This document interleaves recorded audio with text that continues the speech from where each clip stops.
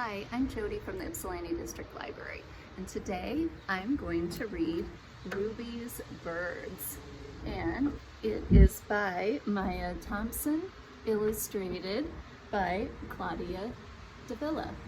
And the reason we're going to read this is that it's part of the Community Read, which is sponsored by Matthew Botanical Garden and Nichols Arboretum at the University of Michigan.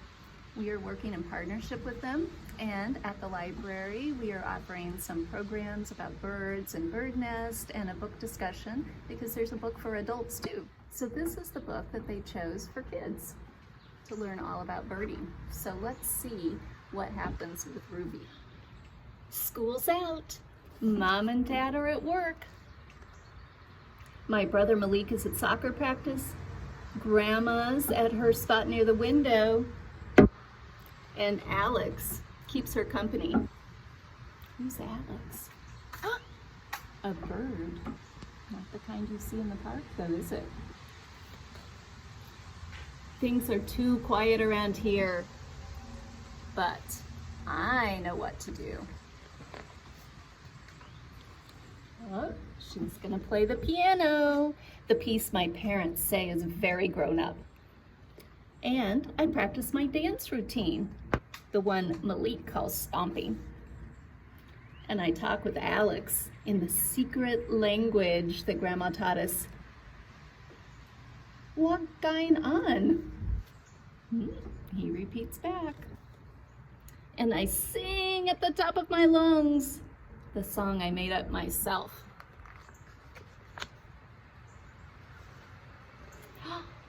My neighbor, Eva, from downstairs, hears everything.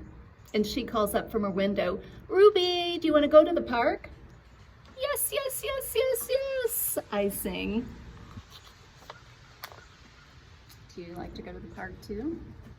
Let's see what type of park they go to. We pass my favorite bakery, and we pass Cece's apartment. We walk right past my regular park, the one with the twisty slide and the sprinklers. I guess Eva is going to a different park, and I skip to keep up. Did you notice some of the birds that are in the pictures? Let's look. There's one on the ground eating some seeds. Oh, there's one back here. Let's check the next page and see what we see. Ah, there's one on the gate to the park. And look at this big one. Peregrine Falcon up in the tree. So I follow her all the way to Central Park, where my parents sometimes take us on Sundays when we're all dressed up. Eva is going to the woods. I've never been that way before. And we sing made-up songs about joggers and strollers and fancy dogs. Do we see any birds in this picture? There's a bird. Oh, there's a bird. Night heron there. Suddenly, Eva stops and she looks up. She's listening. And I listen too. See some more birds? Let's count them. 1, 2, 3. 3 birds up there. Waxwings.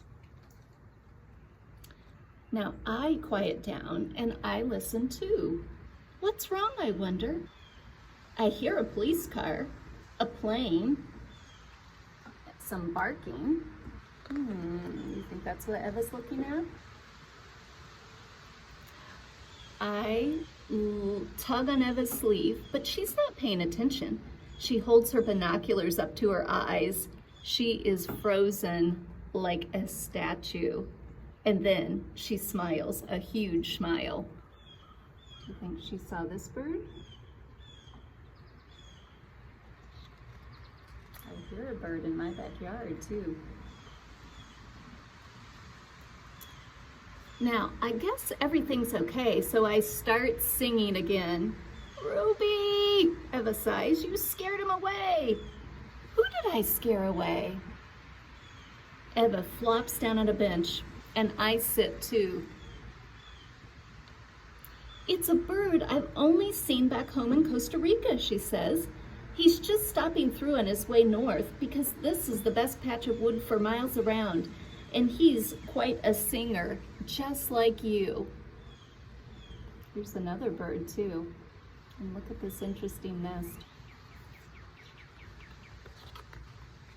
What do you think? Are they gonna see the bird again? If you stay quiet, maybe we will be able to find him again. He's a golden-winged warbler.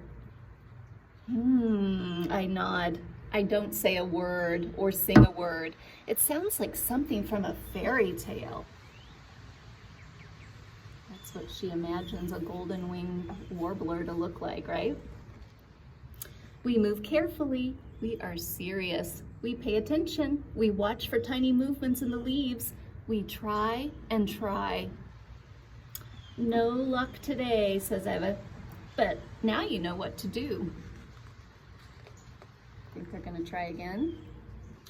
Look what happens at night.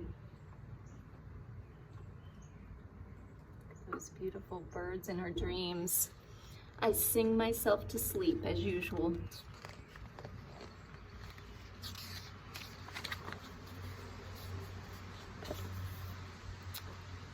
On Sunday morning, I beg for a walk to Central Park. Malik's not interested, but it's family time, so he has to come anyway. And we pass the bodega, and we pass the theater, and I sing my song, and my family listens along. I spotted a bird. And at the park, I lead them straight to the woods. I'm silent, I'm serious, I'm paying attention, and I hear a rustle in the leaves. Shh, I say. Just like Eva, I'm frozen, like a statue. A tiny bird pops out of the leaves. It looks one way, and then the other, and then right at me. I can't help it. I get that huge smile, just like Eva's. Look, I yell. Ah, yes, says Grandma. I saw a warbler, I sing as it flies away. So if we look closely at the back of the book, we can see that they tell us what all those birds we saw throughout the story, what their names are, and what they eat, and some other facts about them. So here are some that I see around my yard in Michigan. The robin, I see them pulling up worms, and sometimes I see a house finch, and they like to eat different kinds of seeds. And sometimes I see a waxwing, a cedar waxwing, and they like to eat berries. And another thing that I see on walks in Michigan parks around Ann Arbor and Ypsilanti are night herons. They eat fish. And I saw that in the story on the page in Central Park. So let's sing a song about some of these birds. We're gonna sing a traditional song that's called Little Bird, Little Bird. And it usually goes, little bird, fly through my window, find molasses candy. But we know that that's not what the birds eat because we read about them in the story. You ready? Let's start with the robin.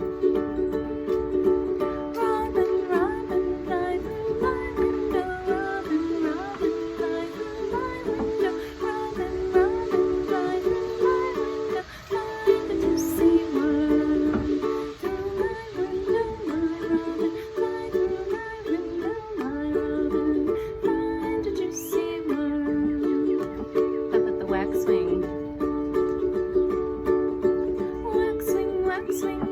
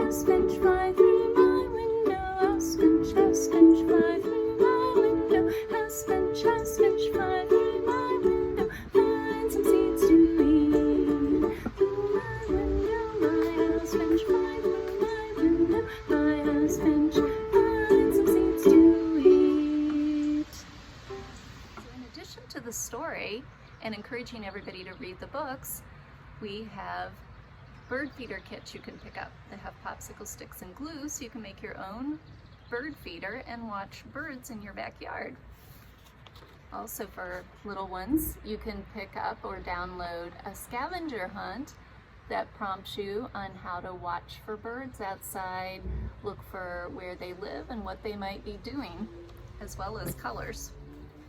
And thanks to our friends at the Gap Hill Children's Garden, we have this fun activity where you can use loose parts you find in your yard to make a bird's nest.